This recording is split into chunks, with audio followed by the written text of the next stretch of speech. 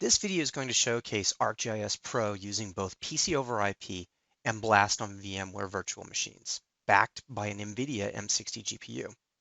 As we've demonstrated in the past, ArcGIS Pro is a powerful GIS tool that can render amazing 3D imagery, but it can also be run in a virtualized environment.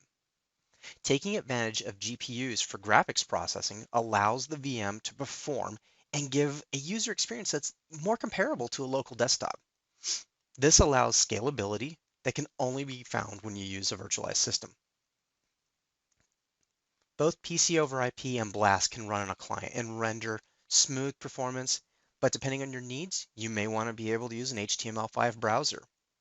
Chrome, Firefox, all modern browsers give you that flexibility, but that also means that you can now use the virtual machine in a virtualized environment on your mobile device, thus making ArcGIS Pro mobile as well.